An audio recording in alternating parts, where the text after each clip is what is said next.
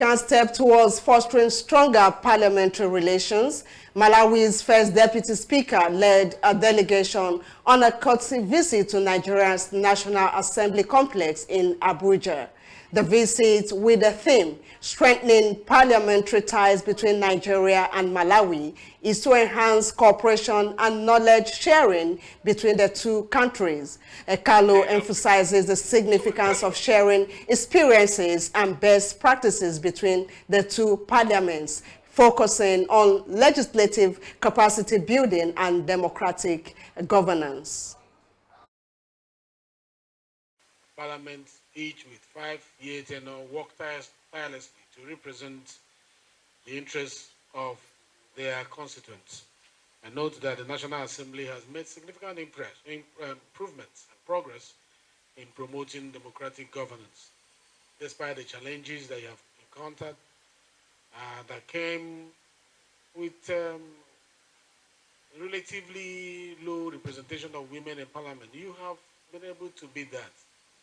You know, I have increased the number of women representation in your Parliament. We sure have a lot to learn from you there, and you are coming at a time when we are working on reviewing our Constitution. And I happen to be the chairman of the Constitution Review Committee. One of the thematic areas that we are battling with is the issue of increasing the number of women in our Parliament.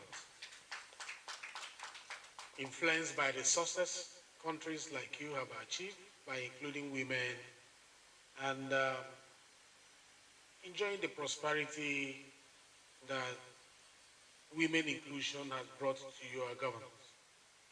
We are approaching it with what we call the Reserved Seat Bill, which is a constitutional amendment bill that will reserve a seat for women to participate in our democracy, one per state in our Federal Republic, including the FCT. So we are seeking to increase the number in the House of Rep, as well as the Senate, as well as the Houses of Assembly across the nation. That way, our less than 4% participation of women. The Deputy Speaker stressed the need for African countries to collaborate, share experiences, and leverage resources for development. Kasombo also expresses concern over the challenges facing Africa, including the migration of young people to Europe and the importance of creating opportunities on the continent.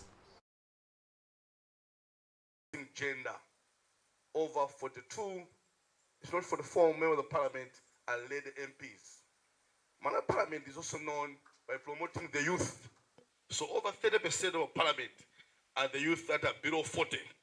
You know, we don't say the youth are leaders of tomorrow. We say we are the leaders today. As for me, I became the deputy speaker when I was 34. So just imagine, we promote the youth, we promote the gender. I'm coming from an independent.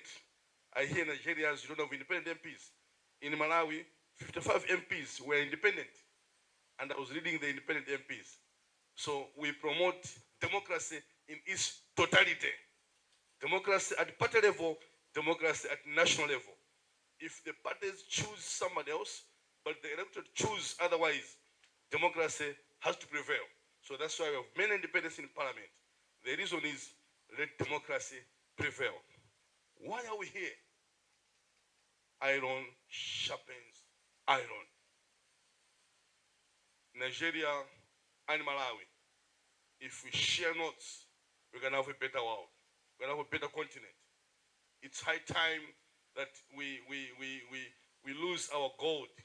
We lose our natural resources, you know, to the West. Our youth is a pity. They try while trying to cross the oceans, going to Europe, and yet we have the resources